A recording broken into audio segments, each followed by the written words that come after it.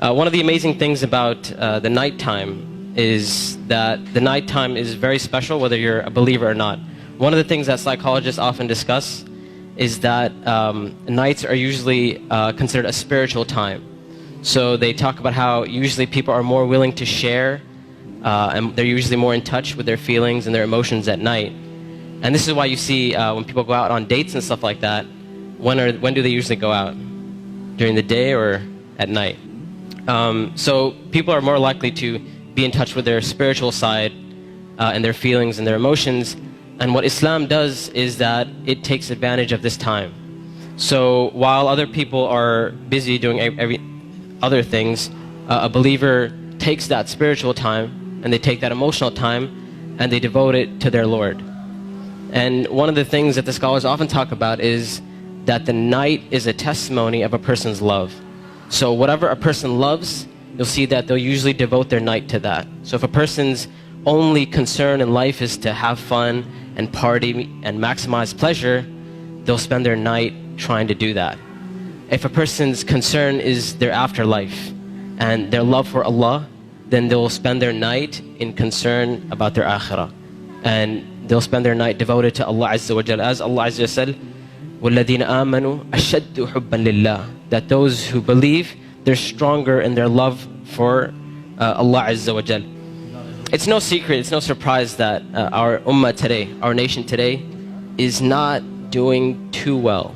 And I hate to be negative, I hate to be negative about issues, but this is just a reality. And the point isn't for us to become depressed and say we're a goner and there's nothing we can do.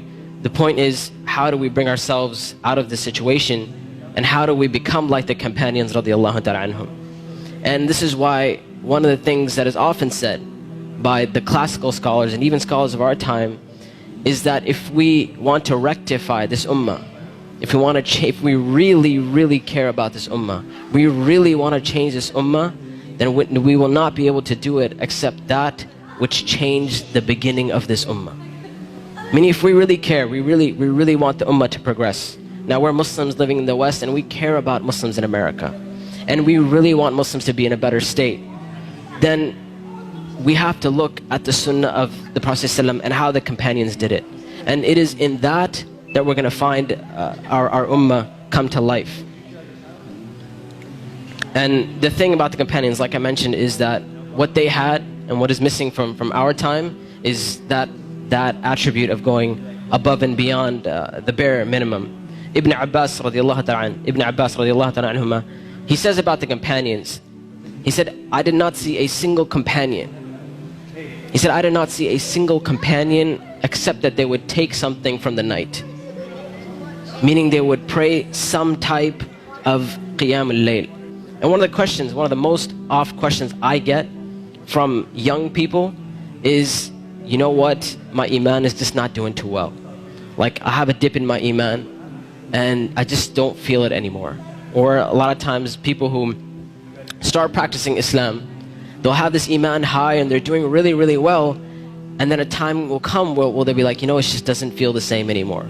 Or a lot of times reverts and converts will say, when I first became Muslim, it was the most amazing experience of my life, and I want that back. I want that experience back. And one of the first questions I ask these people is, how is your connection with Allah? How is your qiyam al-layl? When was the last time you got up in the middle of the night or in the last third of the night to pray to your Lord? And if the answer usually is, well, I don't really do that. I mean, I just try to do my 5 daily prayers. I'm just happy if I can get that in. And I tell them, I say, listen, if you're cutting off your connection with Allah, how are you going to get better? You can't expect your iman to just get fixed all of a sudden on its own. It's not going to happen. You have to take steps for you to become a better Muslim. You have to take steps to reach that level of iman. When it comes to qiyam al-layl, one of the advices I often give, and I give this advice because this was the advice given to me by my teachers, is if you want to pray qiyam al-layl, all you have to do is just try it. And I'm not talking about spending a third of the night praying or half of the night praying. I'm saying get up 10 minutes before Fajr. Just 10 minutes before Fajr. And we know the Prophet ﷺ told us that it is the last third of the night where Allah Azza wa Jal comes down to the lowest parts of the heaven and He asks, He says, which one of my servants is seeking my forgiveness that I may forgive them? And which one of my servants is seeking my mercy that I may be merciful for them? Which one of my servants is asking of me that I may give to them? And that third of the night is still there in the last 10 minutes before Fajr. So all I'm saying is wake up 10 minutes before Fajr. Not an hour, not 2 hours before Fajr, 10 minutes before Fajr. And try and pray Qiyamul Layl. And experience this amazing spiritual nature that Allah Azza wa Jal has given us. This blessing that Allah Azza wa Jal has given us. And when you get up in the night, number one, you'll see your heart transform. You'll feel your heart unlike you've ever felt it before. And I know a lot of us, and this is a problem which is very, very common, where we look at Islam and all we see is a bunch of things we have to do. And we're missing that spiritual side of Islam. We're missing that connection with Allah and our Creator. And I tell you that if you're seeking that connection, then get up and pray Qiyamul Layl. You will see your heart transform. You will see this tranquility and peace that Islam is supposed to be. You know, people talk about Islam. Islam means peace and all that kind of stuff. If you really want to experience that, get up in that last third of the night. Get up for 10 minutes and you will see that peace and tranquility descend upon you.